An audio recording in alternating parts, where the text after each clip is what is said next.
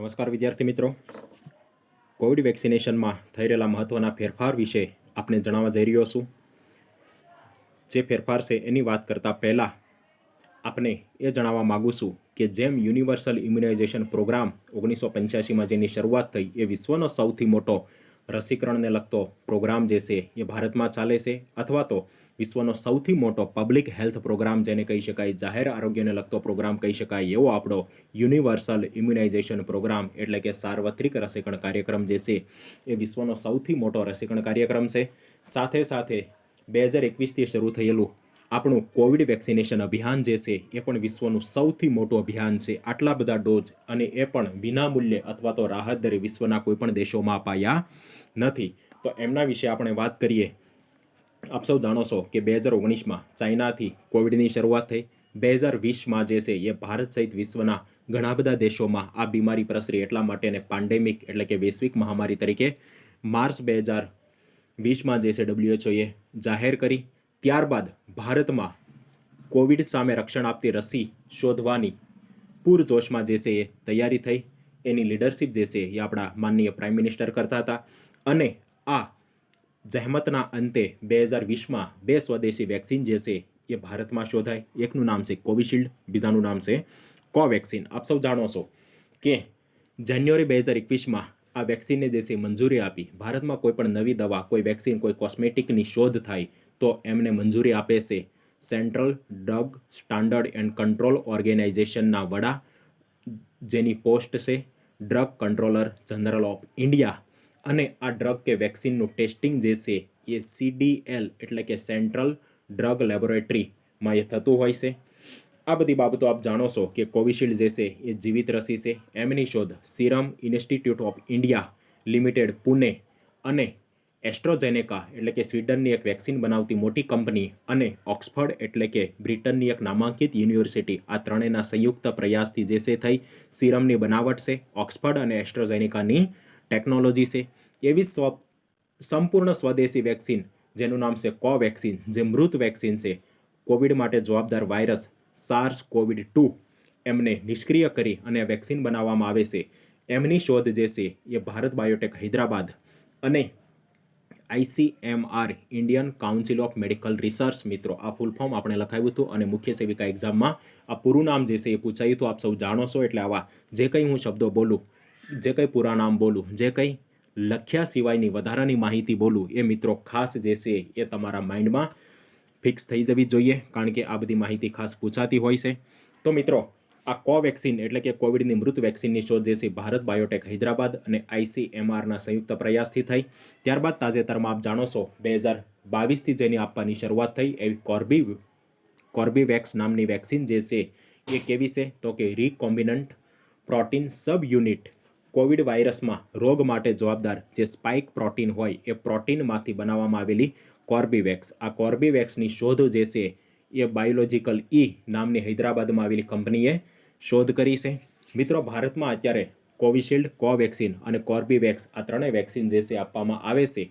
12થી 14 વર્ષની ઉંમરના જે બાળકો છે એમને કોર્બીવેક્સના 2 ડોઝ 28 દિવસની ઉંમરે આપવામાં આવે છે. મિત્રો, કોર્બીવેક્સ જે છે એ સ્ક્રીન પર આપને દેખાય છે. આપણે જોઈએ કે એમને મંજૂરી કોણે આપી તો drug controller general of India, column number 1માં જે DCGI નામ લખેલું છે, ડ્રગ કંટ્રોલર જનરલ ઓફ ઇન્ડિયાએ એને પરમિશન આપી. અને આ ત્રણેય વેક્સિન જે છે એ રૂટીન ઉપયોગ માટે નથી, ફક્ત ઇમરજન્સી ઉપયોગ માટે છે. આપ સ્ક્રીન પર જોઈ શકો છો. ત્યારબાદ આ કોર્બીવેક્સ જે છે એ કોને આપી શકાય તો 12 વર્ષથી મોટી ઉંમરના જે છે એમને આપવામાં આવે છે. એક વાયલમાં 20 ડોઝ હોય છે. આ ડોઝ કેટલા આવે એ યાદ રાખવું જરૂરી નથી, કારણ કે સતત બદલાતું હોય છે એટલા માટે. અને તાપમાન જે છે કોલ્ડ ચેઇન તાપમાન કોર્બીવેક્સ માટે 2 થી 8 ડિગ્રી. મિત્રો યાદ રહે, ભારતમાં યલો ફીવર સિવાયની તમામ વેક્સિનનું સંગ્રહ તાપમાન જે છે કેટલું છે 2 થી 8 ડિગ્રી. યલો ફીવર જે છે -30 થી +5 ડિગ્રીએ સંગ્રહ કરવામાં આવે છે. અને અગાઉના લેક્ચરમાં વાત કરીએ પ્રમાણે ઓરલ પોલિયો વેક્સિન, પોલિયોની જીવિત રસી જે છે એ લાંબો સમય સુધી સંગ્રહ કરવી હોય તો -15 થી -25 ડિગ્રી તાપમાનની જરૂર રહેતી હોય છે. તો કોર્બીવેક્સના સંગ્રહ માટે 2 થી 8 ડિગ્રી તાપમાન એટલે કે આપણું ILR જે છે આઈસ લાઇન રેફ્રિજરેટર એ ઉપયોગમાં આવે છે. અને કોર્બીવેક્સ જે છે એમનો ડોઝ 0.5 ml છે અને ઇન્ટ્રામસ્ક્યુલર એટલે કે સ્નાયુમાં ઇન્જેક્શન મારફતે આપવામાં આવે છે અને 2 ડોઝ આપવા જરૂરી છે અને 2 ડોઝ વચ્ચેનો ગેપ જે છે એ 28 દિવસનો રહેશે અને ક્યાં આપવામાં આવે છે તો ગવર્મેન્ટ સીવીસી એટલે કે કોવિડ વેક્સિનેશન સેન્ટર પર આપવામાં આવે અને વેક્સિન આપ્યા બાદ કોવિન નામની જે એપ 2020માં જે ડેવલપ થઈ, કોવિનનું પૂરું નામ છે વિનિંગ અવર કોરોના, એમાં એમની એન્ટ્રી કરવામાં આવે છે.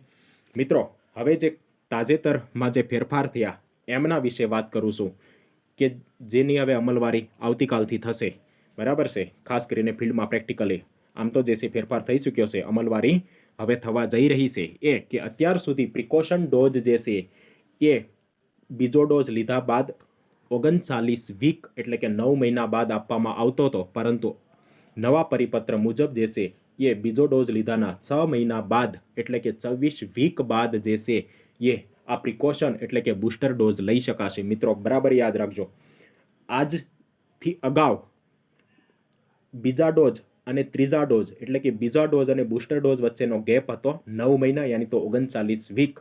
હવેથી જે છે યા બીજા ડોઝ અને બૂસ્ટર ડોઝ વચ્ચેનો ગેપ જે છે ફક્ત રહેશે 6 મહિના યાની તો 24 વીક. મિત્રો, યાદ રાખજો, આ પહેલો ફેરફાર.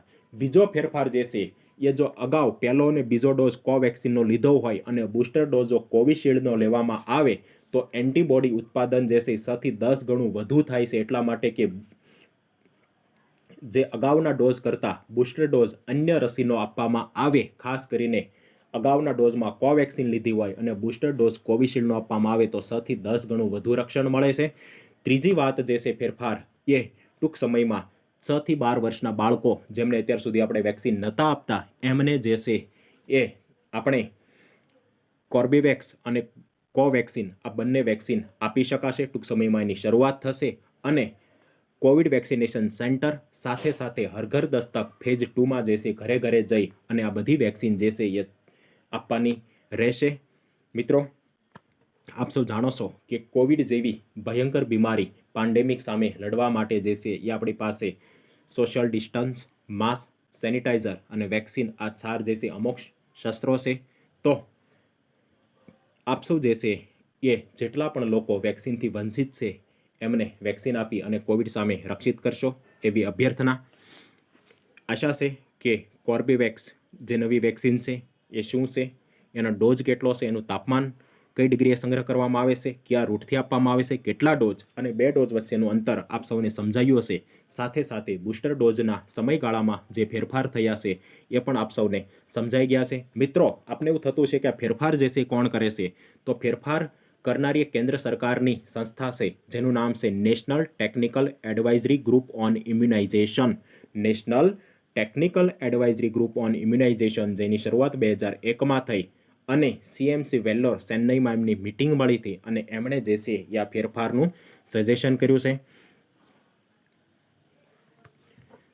ઓકે મિત્રો, કોવિડ વેક્સિનેશન હજી એક લેક્ચર આપણે ડિટેલમાં લઈશું, વધુ સારા પ્રેઝન્ટેશન સાથે આપણને સમજાય અને સરળતાથી યાદ રહે એટલા માટે. પરંતુ અહીંયા જે છે એ આ નવા ફેરફાર હોવાથી શોર્ટમાં આપણે સમજાવવાનો પ્રયત્ન કર્યો છે. યાદ રહે, કોવિશિલ્ડના 2 ડોઝ વચ્ચે 84 દિવસનો ગેપ, કોવેક્સિન અને કોર્બીવેક્સના 2 ડોઝ વચ્ચે 28 દિવસનો ગેપ રાખવાનો છે.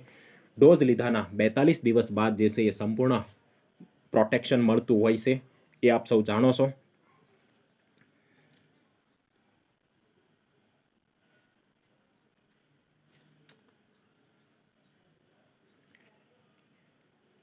સાથે સાથે કોવિશિલ્ડ અને કોવેક્સિન અને કોર્બીવેક્સ આ ત્રણેયને ઓપન વાઇલ પોલિસી લાગુ પડતી નથી. એટલે કે વેક્સિન વાઇલ ઓપન કર્યા બાદ ગાઈડલાઇન મુજબ આમ તો 6 કલાક કોવિશિલ્ડના વાઇલ પર લખેલું છે, પરંતુ પ્રેક્ટિકલી આપને સમજાવવામાં આવે છે કે 4 કલાક બાદ જે છે વેક્સિનનો ઉપયોગ કરવો નહીં. 3 પૈકી એક વેક્સિન જે છે એ 28 દિવસ સુધી યુઝ કરી શકાતી નથી, મતલબ કે એમને ઓપન વાઇલ પોલિસી લાગુ પડતી નથી અને ત્રણેય વેક્સિનનો સંગ્રહ જે છે એ 2 થી 8 ડિગ્રી તાપમાને કરવામાં આવે છે. અસ્તુ.